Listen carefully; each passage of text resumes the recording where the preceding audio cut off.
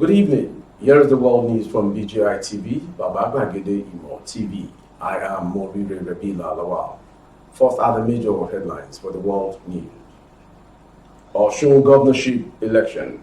INEC raises alarm over insecurity, vote buying.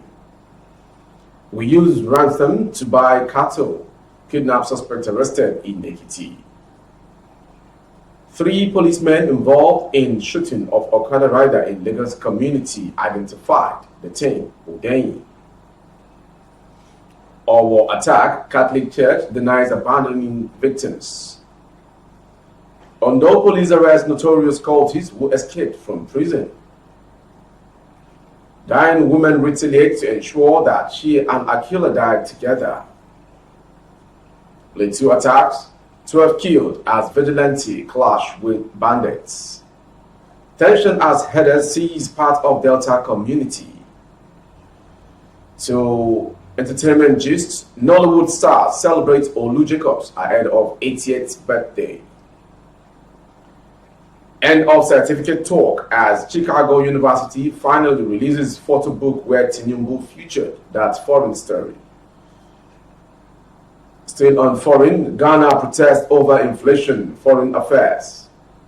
And final sports, Falcons lose to Bayana of South Africa. The news in detail.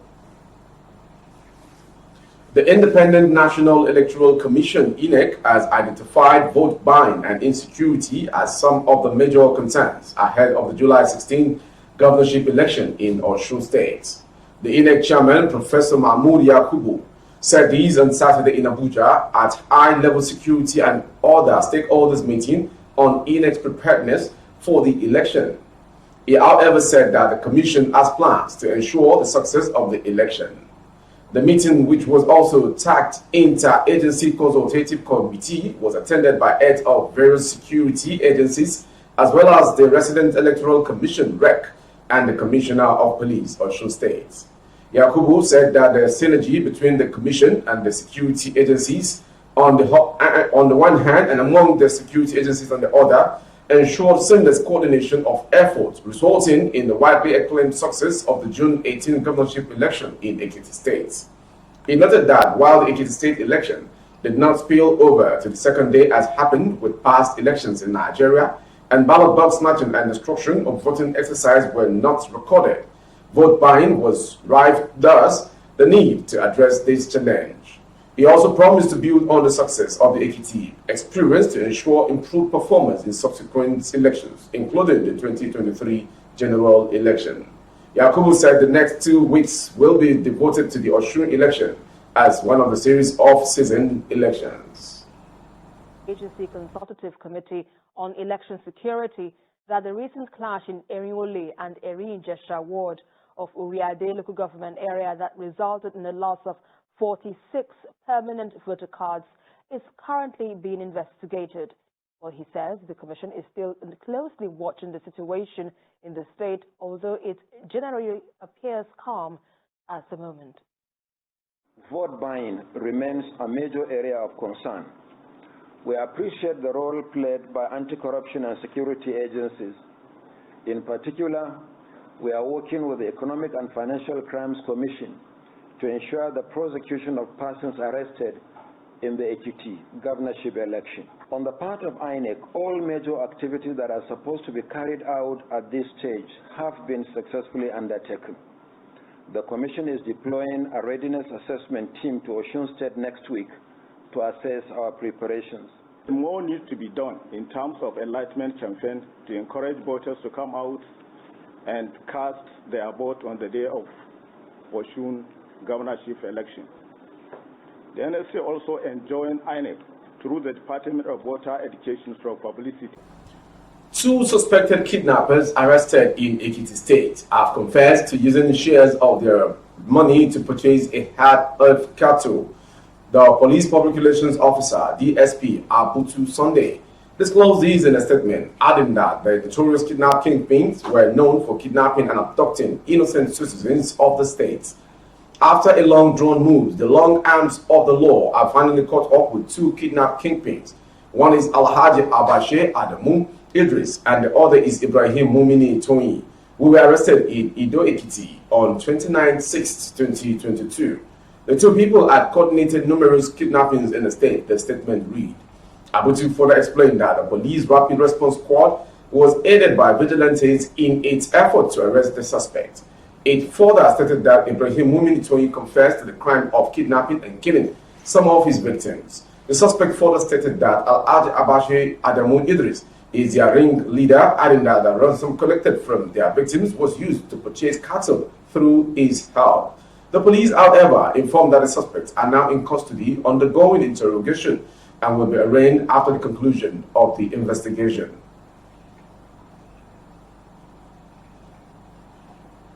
If you're just joining, you are watching the world news from BJI TV. More to come. 3 policemen who were said to have been involved in the shooting of a commercial motorcycle rider in the Shomolu area of Lagos State have been identified and detained by the authorities of the state's police command. The social and conventional media were awash on Friday, July 1st, over the report that one of the policemen who mounted a checkpoint in the area opened fire on the Okada rider over the alleged refusal of the rider to give him money. According to the report, the motorcycle rider refused to give the policeman money, and in a bid to stop him from leaving, one of the policemen, popularly known as Yellow, was said to have shot at his bike 3 times. This development got the attention of the force public relations officer, Muyiwa Adejobi, who ordered the public relations officer of the Lagos State Police Command, Benjamin Udein, to look into the matter. So on Sunday, Udein reacted to the matter on his Twitter handle and said, "These officers have been identified. Rest assured that updates on the progress of the case will be provided." However, on Monday, July 4th, Udein gave an update on the matter, saying that the 3 policemen involved had been arrested and detained while also displaying their photograph. According to his latest tweets on the matter, they reported at the state headquarters today, appropriate disciplinary process has commenced. For those tired of hearing these, and that is the statutory sequence in disciplinary matters until the law changes, we cannot do otherwise. Nonetheless, we will stay above board. Back to Owo. Parish priest of St. Francis Catholic Church, Owo local governments in Ondo State, Reverend Father Vincent Anadi, has denied social media report that some victims of the June 5th terrorist attack on the church have been abandoned. Father Amadi urged the public to disregard the context of the social media report, saying it was mischievous and aimed at maligning the government and the church. 4 armed men had stormed the church and killed 40 persons, while over 60 others suffered various degrees of injuries. A narrator of a viral video had shown one of the victims, Miss Jumoke Oladele, lying down and claimed she was lying helpless and could not speak because she suffered serious injuries during the attack. The narrator claimed Ms. Oladele and her family were abandoned to fend for her needs without help from the state government. The church, or Oba Jibale Barigeshin Ogunye III, the Olowo of our kingdom. According to the narrator, the Olowo had received 75 million naira donation but only distributed 20,000 naira to the victims. But Father Anadi, in a press statement, said the church's investigation indicated that Miss Oladele was one of the first victims to be discharged from the hospital. Father Anadi stated that Miss Oladele claimed to be unaware of the existence of a video until some days ago, when a member of the family brought it to her notice.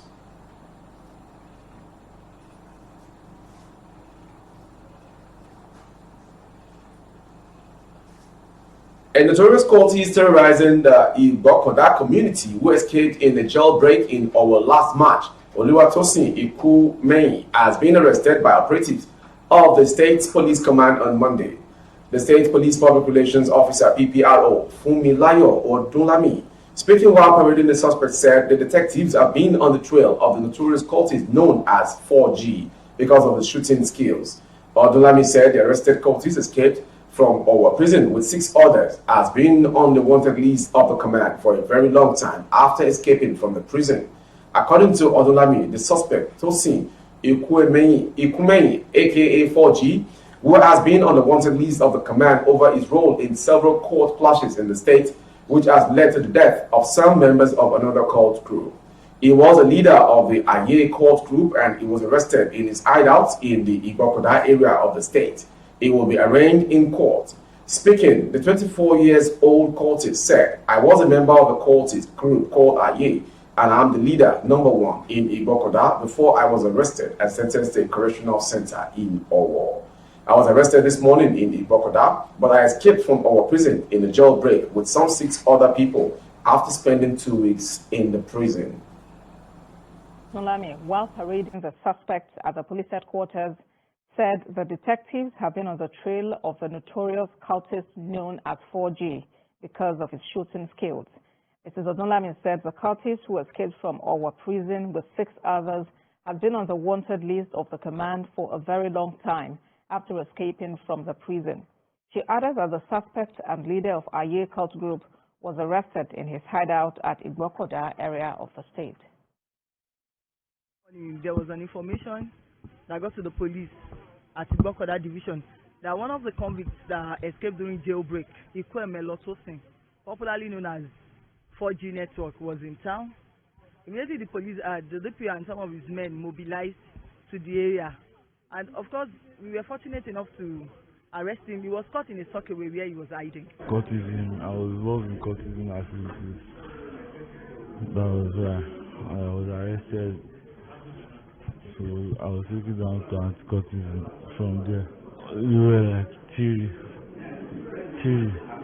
just TV. I was only involved in TV, killing. I was only involved in just TV. Indication has emerged on how a dying woman made an effort at retaliating to ensure that she died with her alleged killer. This incident happened in Otun Akute, an area in Ogun State. The woman who is now deceased was Latifat. According to a report by The Punch, she was set ablaze by her estranged husband who had been bitter that she left him. The estranged husband, identified as Ponle Adebanjo, had on several occasions threatened his wife to return home and live with him or he would kill her. But the wife ignored him. According to the reports, neighbors confirmed that Adebanjo used to abuse the wife when they lived together.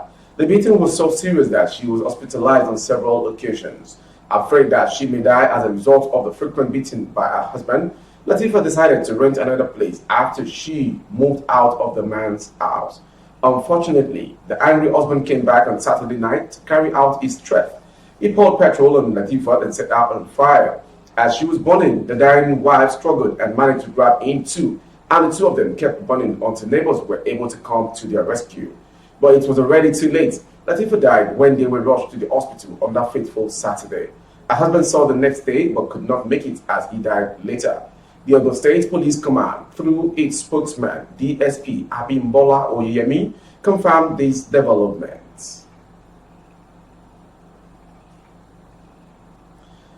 To another tension-thrilled story. No fewer than 300 Fulani indigenes, mostly elders, have taken over a section of Okpanam community, Oshimili North local government area, Delta State, and slowly turning the occupied area into a community without the authorization of the traditional ruler, Ogwani of Okpanam Kingdom, His Royal Majesty Michael Ogbolu. His Royal Majesty Ogbolu raised the alarm during a tripartite meeting last week at his palace in Okpanam, involving the indigenes, chairman of Oshimili North LGA, Mr. Innocent Esewezie, and Fulani leaders, as the community gave the intruders a 15-day ultimatum to vacate the area they are occupying. Following the incursion of Fulani people into the woodland of Akuku Igbo, Okpanam, and other communities in Oshimili North, increasing killings, kidnapping and maiming of residents, the council, under the leadership of Lius Indokwe, passed an executive order in 2020 ordering all elders and strangers residing in undergrowth of the communities to vacate and relocate to the towns where natives live. The monarch, who spoke to Vanguard on the phone yesterday, said Fulani people just went to occupy one part of Ogbodoba land belonging to Okpanam community. In our previous engagement, Obi or Luno told us that anything concerning the Fulani people, we should roof it through his office. I wrote to the Obi Oluno. I gave him 7 days to remove the Fulani people from our bushes. During the tenure of the former council chairman, Louis Indokwe, the council came up with executive order requiring all Fulani people, herders, and strangers in our bushes to vacate and come to live with us in the town, but nothing was done.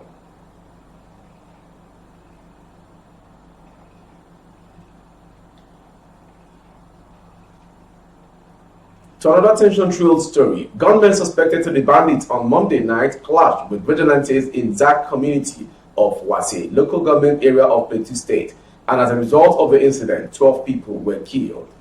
The report recalls that last week Thursday, suspected bandits were said to have killed 7 military personnel and 1 vigilante in some communities of Bishop Chieftain in the aforementioned council of the state. This was revealed when the House of Representatives ad hoc committee visited the affected communities. Recall that the suspected bandit had given notice to some communities in the council, warning the residents to evacuate the villages or be wiped out.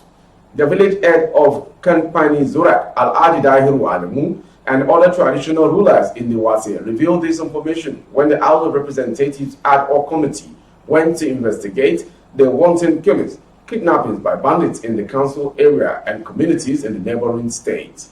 Narrating the incident at Zak, a youth leader in Wase, who gave his name as Sambo, said the incident occurred around 9 p.m. yesterday, and the clash left 9 of the gunmen dead, while 3 vigilantes died in the incident.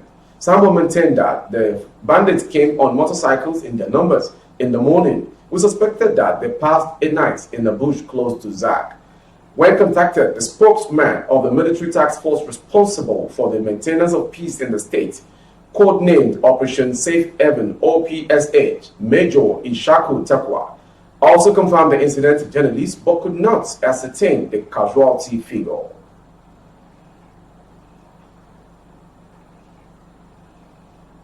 To entertainment gist concerning a veteran celebrating 80th birthday in advance. Nollywood stars like Yul Edochie, Femi Adebayo, and others have showered praises on industry veteran Olu Jacobs ahead of his 80th birthday. Olu Jacobs, who will clock 80 on the 11th of July 2022, is a seasoned actor who has starred in numerous Nigerian and British drama series and movies. His actress wife and fellow veteran Joker Silva had hinted at his 80th birthday celebration on her Instagram page when she shared a throwback picture of her husband. She captioned the photo on Monday, who asked the 40th idea who this handsome young man is, 80th birthday loading. The image was reported on the age actor's Instagram page. Following our post, various Nollywood stars have celebrated Jacobs on their social media pages. Edochie wrote, "When I started my acting career in 2005, one of my biggest wishes was to be on set with the legendary Olu Jacobs. I finally got that opportunity many times and I learned so much from him, and I will forever be grateful. A very happy birthday to you, sir. May God be with you always. We love you." Adebayo wrote, and many others, to wish him his 80th birthday in advance. From that story, we'll go straight to a foreign story from the First Catch. A black and white photo book dug out from the archive of the Chicago State University has surfaced on social media.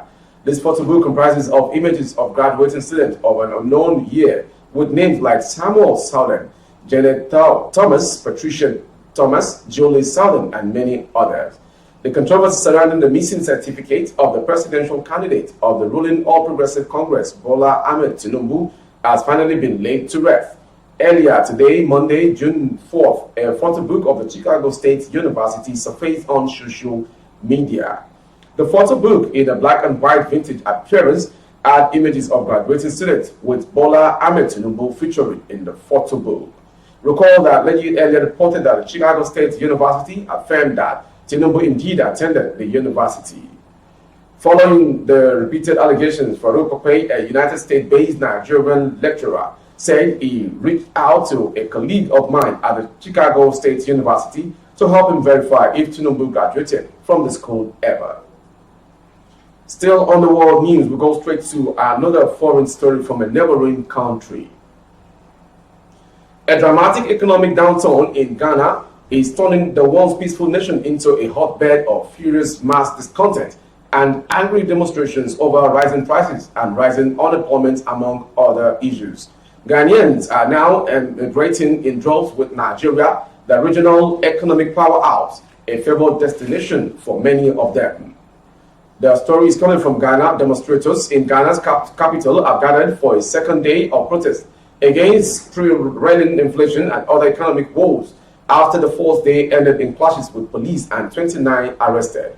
Wednesday protests kicked off at about noon GMT amid a heavy police response. Hundreds are taken to the streets on Tuesday to denounce price hikes, a tax on electronic payments and other levies amid an economic downturn. Police dispersed the authorized march with tear gas and water cannon after demonstrators turned violent and wounded a dozen officers, according to a statement. They arrested 29 demonstrators for attacks and damage to public property and were reviewing footage of the event to identify more participants. Finally, sports story.